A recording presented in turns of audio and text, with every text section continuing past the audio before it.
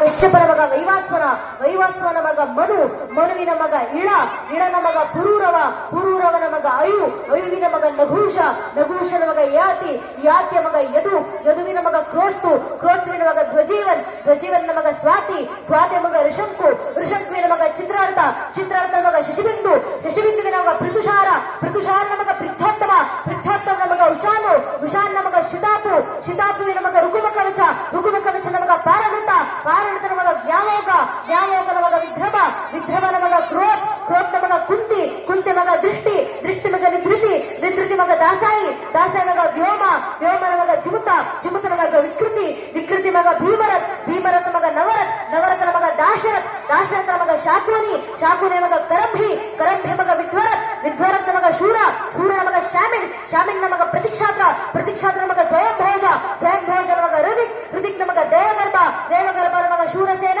ಶೂರಸೇನ ಮಗ ವಾಸುದೇವ, ವಾಸುದೇವರ ಮಗನೇ ಚಂದ್ರವಂಶ ಚಕ್ರವರ್ತಿ, ದೇವಕಿ ನಂದನ ಶ್ರೀಕೃಷ್ಣ ಪರಮಾತ್ಮ ಅಂತ ಹೇಳುವ ಮಟ್ಟಕ್ಕೆ ಕೃಷ್ಣನ ಭಕ್ತಿ ಜಾಗೃತಿಯು ನಮ್ಮ ಮಕ್ಕಳಲ್ಲಿ ಬೆಳಗಲಿ.